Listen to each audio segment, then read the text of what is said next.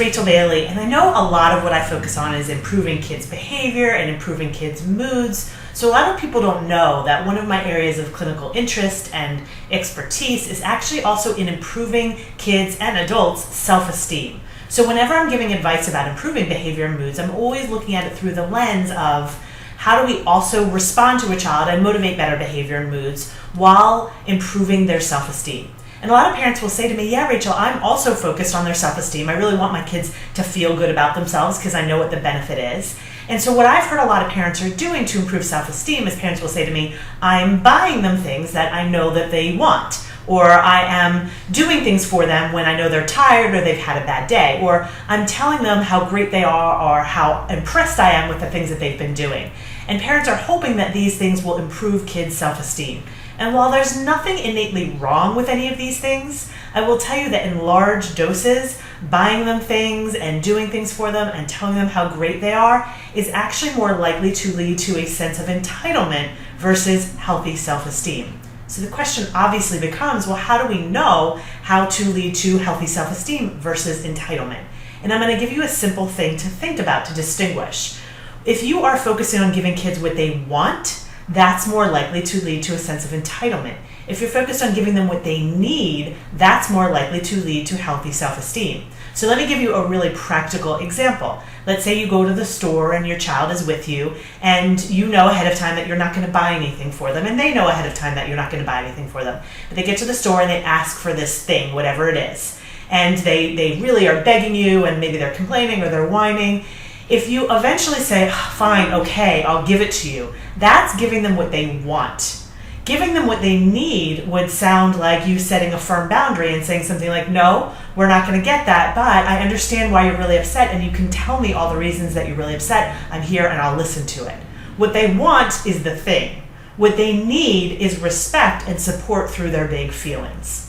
So that's a really good way to start to distinguish entitlement versus self-esteem. Do they want it or do they need it? But I'm going to go even deeper now, because what you really can do if you want to focus on self-esteem is to think about what I call the 5 emotional needs. So there are 5 emotional needs that we all have, and when we are focusing on these emotional needs, that's really the foundation of healthy self-esteem. So I'm going to briefly mention what these 5 needs are, and if you have any questions about them, you can reach out to me. But the first need is connection. They need to feel connected to us. Sometimes that's through our attention, which is why they want that all the time. The second need, and by the way, you don't have to give it to them all the time. You just have to give it to them enough.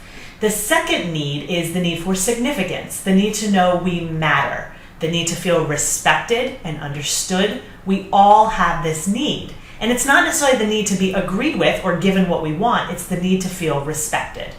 The third need is the need for capability, the need to know that we have the tools to handle what life throws at us. The fourth need is the need for control, the need to know that we have some say in what happens in our lives. And the fifth need is the need for security, the need to know that everything is going to be okay, that I'm going to be okay. So if you think about really specifically these 5 emotional needs, what you can do to improve a child's self-esteem, and this is really building the foundation of healthy self-esteem, is to do what I call making deposits into these emotional needs. So some examples of deposits can actually be really quick, really simple. But what you want to do to make deposits is, instead of telling your kids how great they are, show them by giving them respect. You can do this by asking them to solve a problem that you're having, especially if it's related to a problem that you know they're good at. So let's say they're good at building things. Deferring to them as an expert and saying, hey, I know you're good at building things. Can you work with me on this project where I have to build something? Another example of a deposit where you're showing them your respect is just by asking them about things that they care about. Especially if they know you don't care about it, but you're asking anyway, that's really a sign of respect, because you're saying, well, I may not care about the video game you're playing or the book you're reading, but I care about you, so I'm asking about it. And the last suggestion I have here is something that they don't necessarily want, but can really help build their self-esteem, which is to deposit into that need for capability by teaching them how to solve problems. When you focus on helping them solve problems rather than solving them for them, they really feel much better about themselves. And that's another example of a deposit. So ultimately, if you want to focus on self-esteem rather than entitlement, you want to focus on needs, not wants, and showing them rather than telling them how much you respect them, and giving them the tools they need to feel good about themselves. If you have any questions, feel free to reach out to me at rachel@rachel-bailey.com. Otherwise, I will see you next time.